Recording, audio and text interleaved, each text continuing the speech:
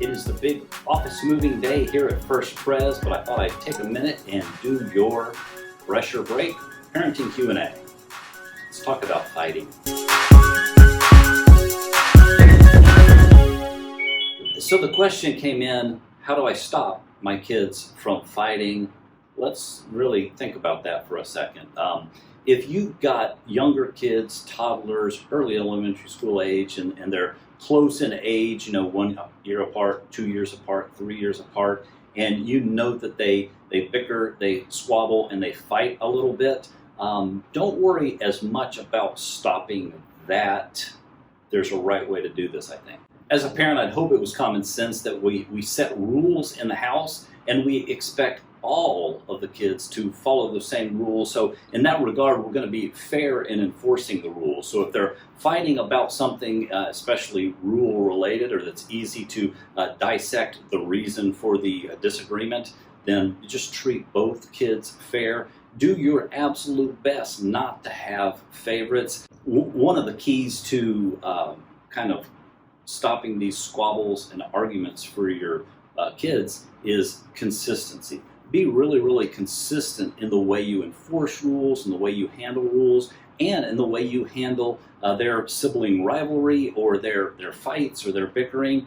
Be consistent. Of course, this consistency has to go across both parents or both sets of parents in some cases. So to find common ground there so that they know what that consistency looks like and feels like is probably going to be a very, very important thing. So I guess I'm saying handle fights or squabbles or bickering firmly and fairly. And this is the teaching opportunity of a lifetime. Not that fighting is necessarily even bad, but there's probably a good way to do this and a good way to work towards conflict resolution. And depending on the kid, the student, the age, is it a toddler, is it elementary school, is it even, early middle school and they're still feeling things out, the ability for you as a parent to sit down with them, actually sit down with them, both sets, and talk through things rationally if possible, goes a long way. So I guess what I'm saying is,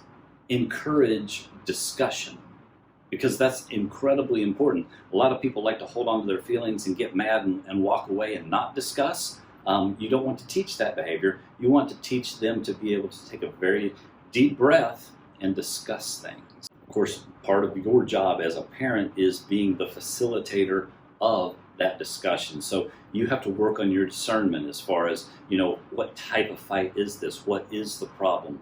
And as a parent, facilitating these discussions, this is where your discernment comes in, and you have to figure out, is this just two tired kids that under normal circumstances wouldn't even fight or argue about this particular thing? Or is this somebody that really feels like an injustice has been done more than once and they're fighting for their rights? What is the situation here?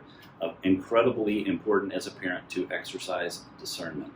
And as a family, as you go through life, if you see that you have a particular, maybe just one of your kids that seems to be overboard with any particular emotion, that seems to just, on a scale of 1 to 10, it feels like they always hit a 9 really, really quickly, and you really just don't know how to handle it, it's probably a good idea for you to find somebody to talk to, some sort of independent counselor, maybe get in there with the student. Sometimes if you, very early as a family, don't worry so much about handling everything yourself, and you get some sort of outside help or outside opinion, especially from a Christian counselor, it can actually be very beneficial for you as a parent, but also beneficial for the student, for the child, and then you never know. It could help diagnose something that you just don't see because you're inside the picture. So be open to that. Don't be like, I failed as a parent because I'm going to have to go seek a counselor.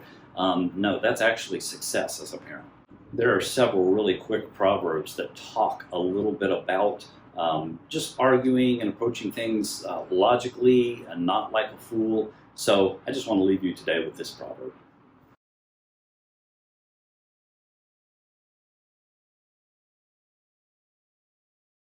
Thanks for liking, commenting, subscribing. We really, really love you guys. We'll see you next week.